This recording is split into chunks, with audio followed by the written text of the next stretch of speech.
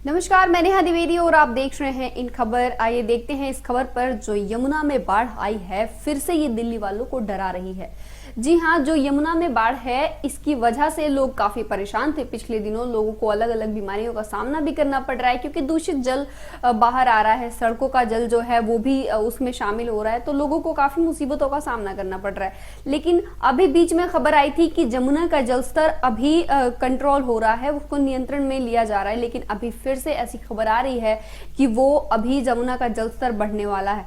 ऐसे में यमुना का जलस्तर बढ़ने से पिछले कई दिनों से दिल्ली बाढ़ का प्रकोप झेल रही थी। हालांकि जलस्तर कम होने से सब कुछ धीरे धीरे पटरी पर आ रहा था, लेकिन एक बार फिर से यमुना नदी बढ़ने लगी है।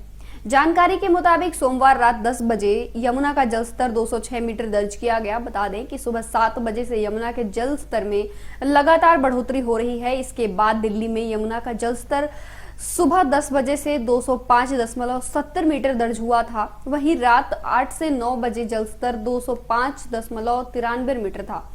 बीते 12 घंटे के दौरान दिल्ली में यमुना के जलस्तर में तकरीबन 30 सेंटीमीटर का बढ़ोतरी हुई है। यहाँ यमुना अभी भी खतरे के निशान से ऊपर बह रही है दिल्ली में। वहीं दिल्ली में यमुना के जलस्तर में जैसे ही कमी हुई, दिल्ली सरकार ने परिवहन विभाग ने पहले लगाई गई पाबंदियों में छूट दी है।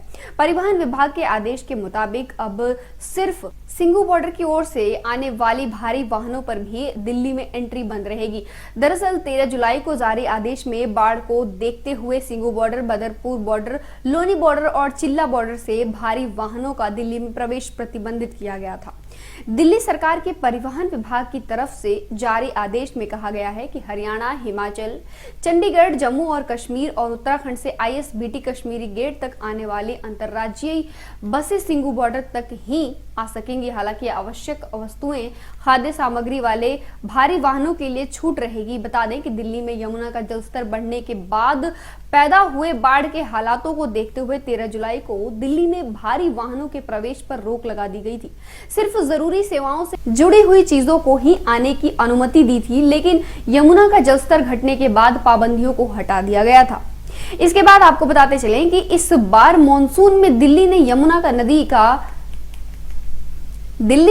नदी का विकराल रूप देखा है। यमुना से सटे कई इलाकों में भारी बारिश के कारण पानी भर गया था। भले ही अब नदी के जलस्तर में कमी आने लगी है, लेकिन कई इलाकों में जलभराव हुआ है, जिससे दिल्ली में कई तरह की बीमारी या किसी महामारी के फैलने का खतरा भी बढ़ गया है। जमे हुए पानी में कई तरह के बैक्टीरिया पनपने लगते हैं, जो पेट से संबंधित बीमारियों का कारण बनते हैं। डॉक्टरों की सलाह है कि दिल्ली वासियों को इस समय किसी भी तरह के बुखार या पेट दर्द को हल्के में नहीं लेना चाहिए। ये किसी बीमारी का संकेत हो सकता है। डॉक्टरों के मुताबिक इस समय दिल्ली में कई तरह के इन्फेक्शन फैलने का खतरा है। इनमें लेप्टोस्पायरोसिस, डेंगू, मलेरिया और हैजा फैलने की आशंका सबसे ज्यादा है। आइए जानते हैं कि क्या होती है ये बीमारियां और इनसे बचाव कैसे करें। पानी जमने वाले इलाकों में लेप्टोस्पायरोसिस बैक्टीरिया पाया जाता है। ये बैक्टीरिया पहले जानवरों को संक्रमित करता है। इनके मल या मूत्र से बैक्टीरिया पानी में चला जाता है। अगर कोई व्यक्ति दूषित पानी के संपर्क में आता है तो ये बीमारी इंसान में फैल जाती है। इससे संक्रमित किसी इंसान को पहले तेज बुखार आता है और उसके बाद सिर दर्द के साथ आंख लाल होने लगती है। कुछ लोगों के मांसपेशियों में भी दर्द होता है। इस स्थिति में तुरंत अस्पताल जाने की जरूरत है। समय पर ट्रीटमेंट न मिलने से ये बीमारी मौत का कारण भी बन सकती है। ऐसा इसलिए क्योंकि ये बीमारी लीवर को नुकसान पहुंचा देती है। इसके साथ ही दिमागी बुखार का भी कारण बन सकती है। इससे बचाव के लिए जरूरी है कि पानी के संपर्क में आने से बचें। अगर पानी के संपर्क में आए भी तो तुरंत ही साफ पानी और साबुन से शरीर को धो लें। बीमार जानवर के पास न जाएं। राजीव गांधी हॉस्पिटल के डॉक्टर अजीत कुमार बताते हैं कि दिल्ली के कई इलाकों में जलभराव अभी भी है। इस थमे हुए पानी में डेंगू और मलेरिया का लार्वा पनप रहा होगा, जो आने वाले दिनों में इन बीमारियों को फैला सकता है। पहले भी देखा गया है कि जिन इलाकों में लंबे समय तक जलभराव रहता है, वहां डेंगू और मलेरिया के मामले तेजी से बढ़ने लगते हैं।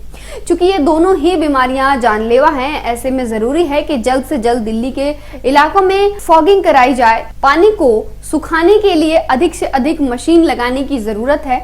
अगर इस समय इन बीमारियों को कंट्रोल नहीं किया गया तो आगे ये आपके लिए नुकसानदायक हो सकती हैं। इसलिए इसको खत्म करने के लिए हमें कदम उठाना चाहिए। राजधानी में डेंगू और मलेरिया किसी महामारी की तरह फैल सकते हैं और लोगों को सलाह है कि वे अपने घर के आसपास जमा पानी जो है उसको निकालने की कोशिश करें। पूरी बाजू के कपड़े पहने और अगर किसी को बुखार हुआ तो तुरंत डॉक्टर से सलाह लें। इस सीजन में हुआ डेंगू और बुखार मलेरिया हो सकता है जो समय के साथ गंभीर लक्षण पैदा कर सकता है और डेंगू की वजह से डेंगू शॉक सिंड्रोम भी हो सकता है जो मौत का कारण बन जाता है कभी कभी। ऐसे में इस मामले में बिल्कुल भी लापरवाही न करें। इस बीमारी को फैलाने वाला कोलरेई बैक्टीरिया भी थमे हुए पानी में पनपने लगता है। अगर कोई व्यक्ति गंदा पानी पीता है या फिर ऐसे फल या सब्जी खाता है जिन पर गंदा पानी था तो इनके सेवन से हैजा हो सकता है। इसकी वजह से उल्टी, दस्त और बुखार हो सकता है। हैजा की वजह से शरीर में पानी की कमी हो सकती है। ये स्थिति जानलेवा भी हो सकती है। ऐसे में जरूरी है कि इस समय अगर किसी को उल्टी, दस्त की शिकायत हो रही हो तो इसे हल्के में ना लें और अपना बचाव करें।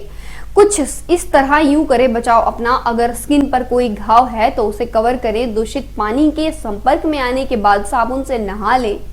पानी गर्म करके ही पिएं। मच्छरों से बचाव के लिए साफ सफाई का बेहद ध्यान रखें। फिलहाल के लिए बस इतना ही। और भी तमाम बड़ी खबरें देखने के लिए देखते रहिए इन खबर। धन्यवाद।